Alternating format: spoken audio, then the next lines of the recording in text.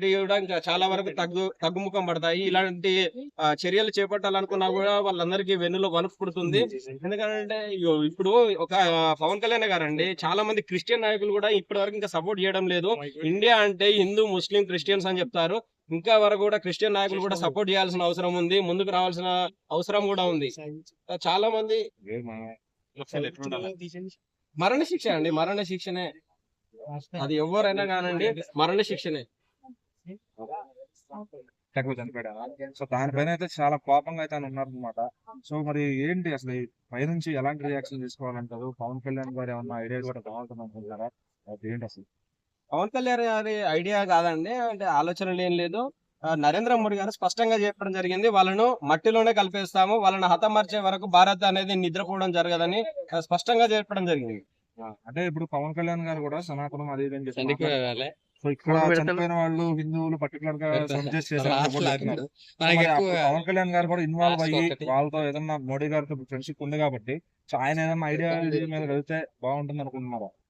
పవన్ కళ్యాణ్ గారి ఐడియాలజీ ఏం లేదండి, కాకపోతే పవన్ కళ్యాణ్ గారు కూడా దేశ భద్రత కోసం పరితపించే నాయకుడు కాబట్టి సో మీరు అన్నట్టు ఆయన ఆలోచనలు సూచనలు తీసుకోవాల్సిన అవసరం ఉంటే తీసుకుంటుంది.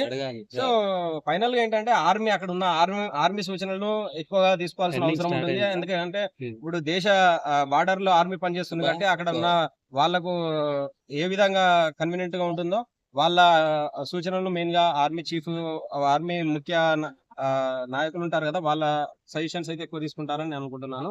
అదే విధంగా ఇప్పుడు మన దేశం ఏంటంటే 65 సంవత్సరాలుగా 75 సంవత్సరాలు అవుతుంది స్వతంత్రం వచ్చి, ఏ రోజు కూడా ఏ దేశం మీద దాడి చేయడం లేదు. అదే విధంగా మనం చూసినట్టయితే ప్రతి చిన్న దేశాలు కూడా మన మీద కవింపు చర్యలకు పాల్పడుతున్నాయి, మనల్ని యుద్ధం వైపు పురిగొల్పుతున్నాయి. అయినా కూడా మన దేశం ఇంకా సంయమనం పాటిస్తుంది. ఎందుకనేది ఇంకా ఎవరికి కూడా అర్థం కావట్లేదు. ఇంత సైనిక వ్యవస్థ యుద్ధం అనేది చేస్తే విదేశాల నుంచి పెట్టుబడులు రావని ఒక ముఖ్య ఉద్దేశంతో మోడీ గారు ఎట్లా ఇలాంటి నిర్ణయాలు తీసుకుంటారని చెప్తుంది. ఒకటండి, అది ఎప్పటికున్నా యుద్ధం కవిస్తున్నప్పుడు వాళ్ళు కవిస్తున్నప్పుడు ఎప్పటికున్నా యుద్ధం తప్పదండి. ఇంత సైనిక వ్యవస్థ ఉంది, ఇంత దేశ జనాభా ఉండి, ప్రపంచంలోనే మన దేశ జనాభా నెంబర్ 1 గా ఉంది, ఇంత సైనిక వ్యవస్థ ఉంది, ఇంత భద్రతా బలగాలు ఉన్నాయి. అయినా కూడా ఎందుకు మన దేశం ఇంకా ఇతర దేశాలపై దాడి చేయడం లేదో అర్థం కావడం లేదు. ఎందుకంటే వాళ్ళు ఏదైతే దాడి చేస్తున్నారో ఆ దాడిని మనం ఆపే ప్రయత్నమే చేస్తున్నాం తప్ప మనమైతే దాడి ఎక్కడ కూడా చేయడం లేదు. ఇంకా కూడా చేతులు ముడుచుకొని ఉంటే సాధ్యం కాదు. తప్పకుండా ఈ 7గురిని హతమారుస్తేనే ఇండియా మొత్తం ప్రశాంతంగా ఉంటుంది. ఈ 7గురిని హతమార్చాలా, పాకిస్తాన్ పై యుద్ధం చేయాల్సిందే అంటారు అన్న? తప్పకుండా అండి, అదే యుద్ధం చేయాలనే చెప్తున్నాను. ఎందుకంటే స్వతంత్రం వచ్చి 75 సంవత్సరాలలో ఇంకా యుద్ధం ఇప్పుడు యుద్ధం చేస్తేనే ప్రపంచ దేశాలకు భారత్ అంటే వణుకు పుడుతుంది.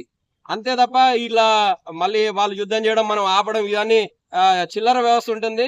ఇండియా అంటే ప్రపంచ దేశాలు వణకాలంటే తప్పకుండా యుద్ధం చేయాలి. వాళ్ళ 7గురిని ఎక్కడున్నా హతమారుస్తేనే యుద్ధం అనేది మంచి, అంటే ఇండియా అనేది ఓవరాల్ వైజ్ గా ప్రపంచ వ్యాప్తంగా గుర్తింపు ఉంటుంది. ఎందుకంటే మన దేశం వైపు చూడాలన్నా కూడా ఏ ఒక్క దేశం కూడా భయపడే స్థితి ఉంటుంది.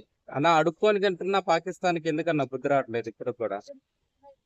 వాళ్ళది అది మనం చెప్పలేమన్నా వాళ్ళకి, ఎందుకంటే ఈ రోజు తోటి కాదు, ఇండియా ఉన్న పాకిస్తాన్ విడిపోయినప్పటి నుంచి వాళ్ళు కవ్వింపు చర్యలు చేస్తూనే ఉన్నారు. మన దేశం ఇంకా వాళ్ళను ఆపుతూనే వస్తుంది. సో ఫైనల్ గా ఏదేమైనప్పటికీ ఇప్పటికీ మించిపోయింది లేదు. యుద్ధం అనేది చేస్తేనే పాకిస్తాన్ కి తగిన బుద్ధి జరుగుతుంది. పాకిస్తాన్ ముస్లిం కూడా చనిపోయారు, 16 మంది చనిపోయారు, ముస్లిం చనిపోయారు. తుర్కోలు అనే కాదు సమస్య, పాకిస్తాన్ కొడుకులు వాళ్ళకైతే పక్కా ప్రభుత్వం మళ్ళీ అక్కడ రక్షించింది ఒక ముస్లిం, మన భారతీయ ముస్లిం కొంతమందిని రక్షించినట్టు. ఇంకొకటి ఏంటంటే మన ధర్మం మనం కాపాడం, వచ్చినోనికి అన్నం పెడతాం, చూసుకుంటాం, మనం చూసుకుంటాం. వాళ్ళు చూడలేరు కదా, వచ్చిన కాశ్మీర్ ముస్లిమ్స్ చూస్తారు, వాళ్ళు కూడా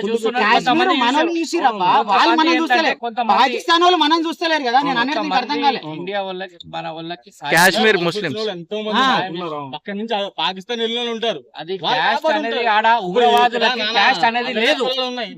కొడుకులు చేసిన అది చేసిన తప్పు. భారతదేశంలో ఉన్న చంపడం తప్పది, మనోళ్ళని చంపడము అది తప్ప. ఇండియన్ ఒక హిందూని మనోళ్ళని చంపడం మనం ఎందుకు కనిపెట్టలేకపోయారు? అంత ఇంటెలిజెన్స్ వర్గాలు ఉంటాయి కదా. గుర్తుపెట్టాలి. నువ్వెవరు? నేను గుర్తుపెడతానా? ఇప్పుడు నిఘా వర్గం ఉంటది, ఉంటది. ఇంటికి ఎవడొస్తుండు, నేను అడిగిన క్వశ్చన్ గూఢచారి లెక్క ఎవడొస్తారు, అన్ని ఇంటెలిజెన్స్ వర్గం ఉంటది. నేను అడిగిన క్వశ్చన్ చెప్పండి. దీని మనిషిని కదా నార్మల్ పర్సన్ నువ్వు కానీ విను ఆ. నువ్వు నార్మల్ పర్సన్ అవును. నువ్వు హిందువా ఒక ముస్లిమా ఒక సిక్ అని నేను గుర్తుపడతానా ఆ. నువ్వు ఏందని నాకు తెలుస్తుందా టెర్రరిస్ట్ అనేది నేను గుర్తుపడతారు కదా మొత్తం నాకు కాన్సెప్ట్ మొత్తం విను.